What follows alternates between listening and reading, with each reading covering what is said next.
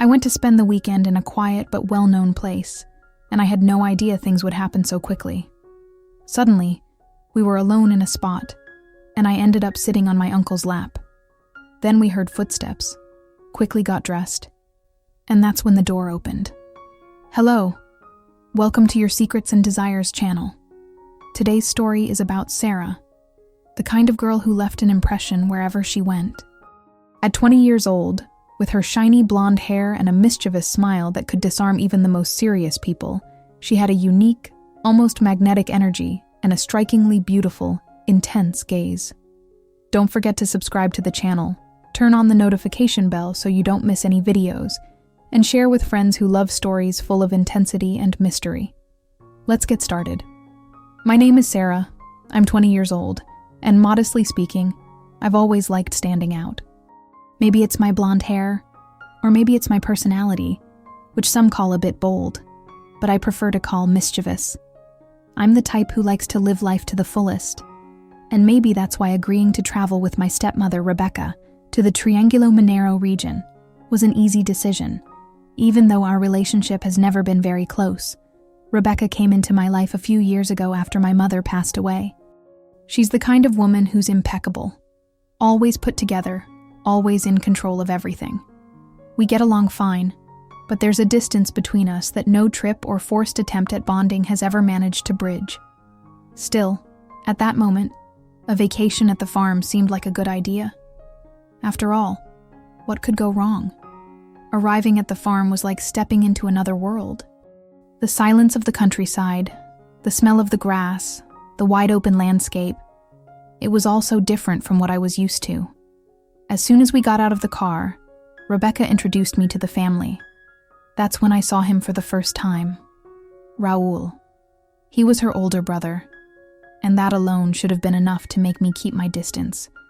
But well, I've never been great at following rules. Raul was 55 years old, but honestly, he didn't look it. He was charming, funny, and had an energy that seemed to light up everyone around him. The way he talked, the way he smiled, the way his eyes sparkled while telling his stories, everything about him made me pay more attention than I should have. And from the very first moment, I knew he noticed it too. The first few days went by calmly. While Rebecca dealt with farm business, I explored the place, sometimes alone, other times with Raul. He showed me around with an enthusiasm that felt like it was meant just for me. Every conversation, every glance carried a tension that neither of us mentioned but both of us knew was there. I hadn't planned any of this. The idea was simple. Spend the vacation relaxing, and then go back to my routine. But suddenly, being there felt like more than just a break. I started to realize that my life was about to change in a way I could never have imagined. The routine at the farm was peaceful, almost predictable.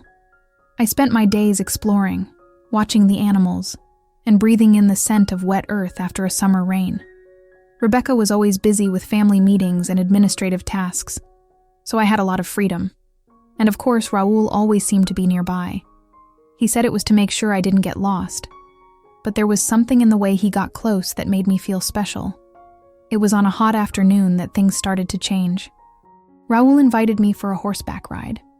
I hesitated because I've never been a fan of horses, but he insisted. "You'll love it, trust me," he said, with that smile that melted any resistance. I climbed onto the horse, and the only sound around us was the clopping of hooves on the ground. The view was breathtaking, with the sun shining down on us, lighting up everything. He made me pay attention, and I looked at him intently. That's when our eyes locked in a different way. The silence between us wasn't comfortable anymore. It was charged, intense. "You're an incredible girl, Sarah," he said with a sincerity that made my heart race. "But you already know that, don't you?" I tried to laugh, but my voice faltered. Something was happening, something I didn't know how to control. After that ride, everything changed. Every interaction with Raul felt more meaningful, more dangerous.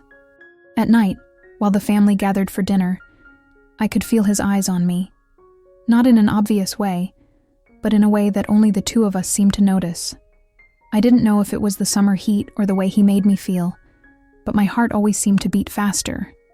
The definitive shift happened a few days later. It was late, and I was sitting on the porch, looking at the stars. Raul showed up with 2 cups of tea and sat next to me. We talked about trivial things, the weather, the farm, the family, but then he took my hand, like he couldn't hold back anymore. "Sarah, you know this is complicated, don't you?" His voice was low, almost a whisper. I knew, of course I knew, but in that moment, all that mattered was the feeling of his hand in mine. The tension between me and Raul grew every day, like a rope stretched to its limit, ready to snap. I knew he was married. That was always in the back of my mind, a constant reminder that what we were doing wasn't just risky, it was wrong. But there was something about him, that easy smile, the way he spoke like every word was just for me. It was impossible to resist. In the days that followed, our encounters became more frequent.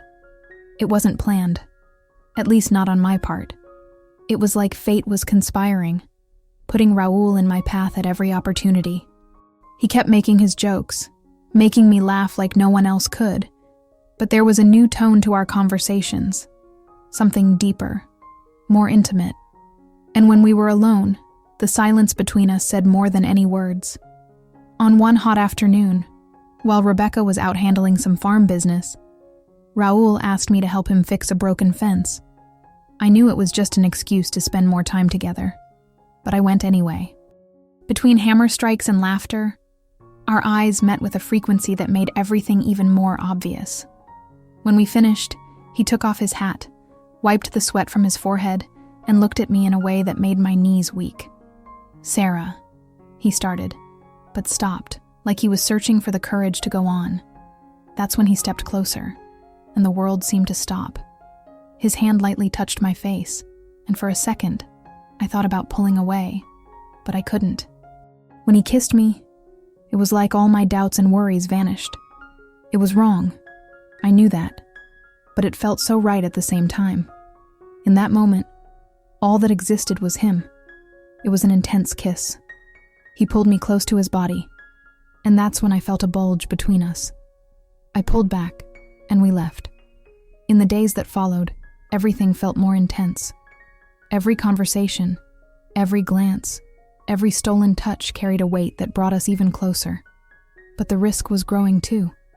Raul's wife was in the house, always watchful, and I knew that if she suspected anything, everything would come crashing down. Still, we couldn't stop. It was like something bigger was pushing us toward each other. One night, during a family dinner, I felt Raul's foot touch mine under the table. My heart raced, and it took all my self-control not to let it show. Patricia, his wife, was chatting animatedly with the others, completely unaware of what was happening. But I knew this situation couldn't last forever. It was only a matter of time before something spiraled out of control. It was a hot night, one of those where the air feels heavier, and the sounds of nature fill every corner of the house. The family had gone to bed early, and the farm was wrapped in an unsettling silence. I was on the porch as usual, with an open book in my lap that I wasn't even pretending to read anymore. My heart was racing, like it knew something was about to happen. Raul appeared out of nowhere, silent as a shadow. He was wearing an open shirt, his eyes heavy with something I couldn't quite describe, but that made my breath catch. "You okay?"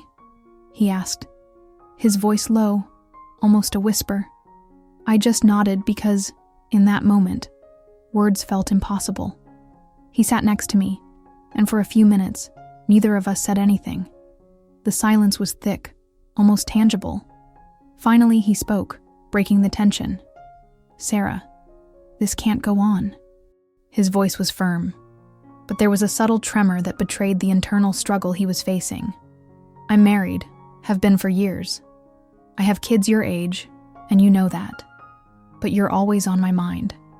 I should have said something, maybe agreed with him, but instead, I turned to face him. "And you think it's easy for me?" My voice came out softer than I expected, but no less firm. "I try to stay away, Raul, but it's like something keeps pulling us back."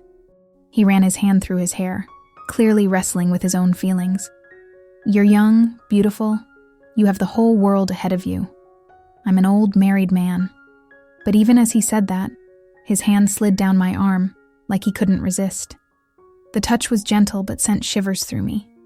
I felt so much heat in that moment. Something took over me, and I no longer had control of the situation. Suddenly, I don't know what gave me the courage, but I leaned toward him, closing the space between us. Raoul pulled me into a kiss that seemed to hold all the pent-up emotions from our last encounter, all the built-up tension. It was intense, almost desperate. Raoul tried to pull away, but his arms pulled me back, and in that moment, all that existed was us. The night wore on, and time seemed to stand still. Raoul held me like he was afraid to let go, and I gave myself completely to that moment, even knowing the weight of our choices. I felt that huge bulge between us again, but this time, I didn't pull away. I confess I was already expecting it, and we were both burning with desire. We took off our underwear, I climbed onto Raoul's lap, adjusted myself, and he slowly slid his entire tool inside. I'd never felt one that size before, but I moved slowly, feeling it all inside. I moved up and down, hitting deep, until I couldn't hold back anymore and saw stars. Right after, I felt his warm release spread, and mine followed, meeting his. He held me tightly, and I felt my insides flooded with that hot rush. Every touch, every glance exchanged was filled with an intensity I'd never experienced before. It was magical and devastating at the same time. But like everything forbidden, it couldn't last. The sound of footsteps in the hallway snapped us back to reality like a bucket of cold water. Raoul stood up quickly, getting dressed and adjusting his shirt while I did the same, trying to regain my composure. Patricia appeared at the door, her gaze confused, shifting between us. She didn't say anything, but her silence was worse than any shout. After she left, Raoul looked at me, and I knew something had changed. "I need to fix this," he said, his voice heavy. "But whatever happens, you need to know you're special to me." I stayed there alone on the porch, my heart heavy and silent tears streaming down my face. Whatever came next, I knew that night would be remembered as the turning point of everything. After that night, the farm was never the same. Rebecca didn't mention what she saw on the porch, but her presence carried a tension I felt in every glance, every carefully chosen word. Raoul, on the other hand, seemed more distant. He avoided being alone with me, and when we crossed paths in the house or around the farm, his eyes held a mix of desire and regret that tore me apart. I knew our connection couldn't be ignored, but I also knew the weight of the circumstances was too much. Raoul was a married man, and I didn't want to be the reason a family fell apart. Still, part of me wanted to believe that maybe, somehow, we could have a future together. A fantasy I knew was impossible, but that kept me awake at night. On the second to last day of the vacation, Raoul asked to talk to me. We met in the barn, away from curious eyes. He looked tired, like he was carrying the weight of the world on his shoulders. "Sarah, I need you to understand something," he began, his voice low and hoarse. "What happened between us was real. I've never felt this way before, but I have a life, responsibilities. I can't just abandon everything." My heart sank. My emotions tangled, even though I already knew what he was going to say. "So that's it?" I asked, trying not to let the tears show. "You're going to pretend nothing happened?" He shook his head with a sad smile. "I'll never be able to pretend nothing happened. But sometimes, what we feel isn't enough to overcome what's already set." I didn't say anything else, just stood there, absorbing his words as he walked away, taking with him all the unspoken promises. That night, I cried like I'd never cried before. It wasn't just the loss of Raoul, but the realization that some things, no matter how intense, aren't meant to last. When the day came to leave, Rebecca kept a calculated silence during the entire trip back. I don't know if she told Raoul or his wife anything, but deep down, I realized she knew more than she let on. Her way of looking at me, a mix of disdain and pity, was a silent confirmation. Back home, I returned to my routine, but something inside me had changed. Raoul still popped into my thoughts, like a memory that refused to fade. But at the same time, I understood that that experience, as painful as it was, taught me something important. Love isn't always enough to overcome the barriers of real life. Today, looking back, I remember that night on the porch, the kiss that changed everything, and the man who, for a brief moment, made me feel complete. Even though life has pulled us apart, I know a part of me will always carry Raoul.